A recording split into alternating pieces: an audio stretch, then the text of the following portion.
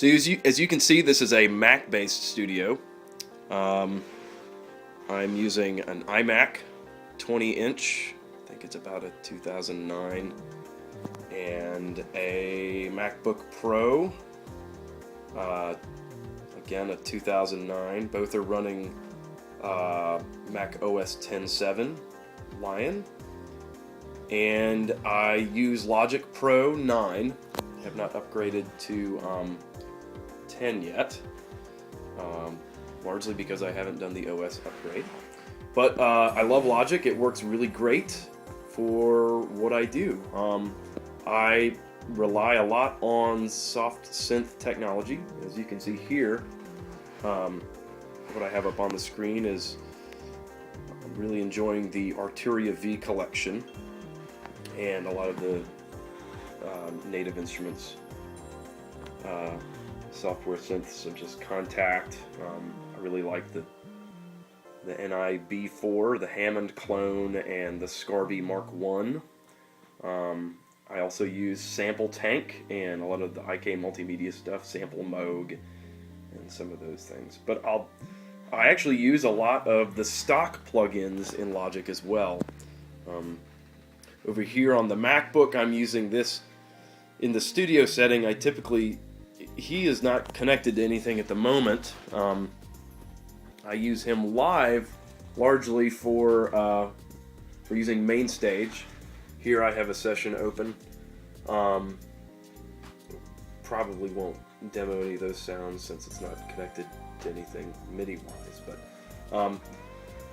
I use Logic for really everything that I do, recording-wise, and I use a lot of soft synths, like I said. But we also, I also use a lot of hardware synthesizers here, so I'll show you around to those as well. Now, to get started with the hardware synth section, we'll start over here with this rack of keyboards that I call the noisemaker section, because we have a lot of little kind of cheesy little toys. Starting from the top down, we've got the Yamaha SHS-10, which is, I guess, a mid-'80s model toy keytar, really. What's interesting about it, though, is that it does have a 5-pin MIDI output, which I've been known to use this thing live. I just MIDI it out into the laptop, and it's got some kind of cheesy sounds. One interesting thing about this particular model is that it goes out of tune. I don't know if you can hear that, but you can hear it. It drifts out of tune. It seems like it's behaving somewhat okay right now, but it's got, you know, very characteristic cheesy 80s sounds. Got some interesting little rhythms, drum rhythms that I've been able to make use of in some recordings. But it's a cute little piece, a lot of fun. Moving down the rack, we've got an old keyboard I've had for a long time. It's a Yamaha Portasound PSS 380, and it sounds very similar to the SHS. Again, this is more of a novelty piece. I just have it set up just to really just to have another noisemaker on hand, but it's got some interesting features like a let's see if I can get the there we go.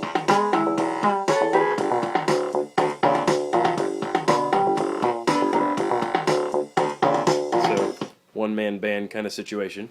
Moving down, we have, I rather like this piece. It's a Yamaha DX27S, which is, it's actually the same as a DX100, but with speakers. It's a 4-operator, 4-oscillator synth, which is basically, it's like half of a DX7, but it's got some really neat sounds.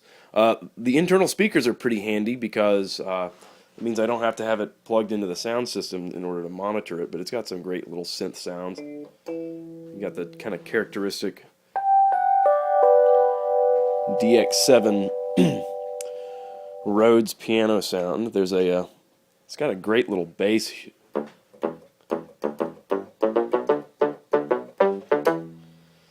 So that's a fun little synth.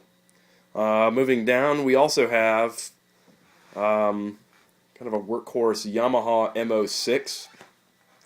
I couldn't afford a motif, so I got this instead, but it's a great little piece.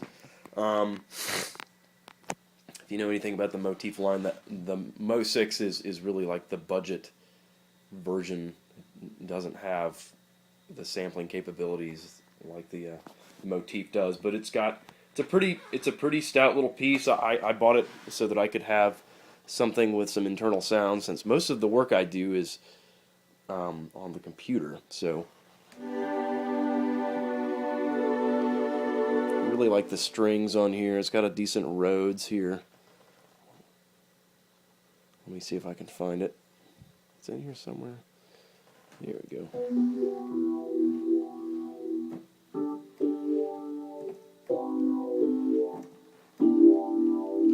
So this is a great all-around meat and potatoes kind of board for doing live work.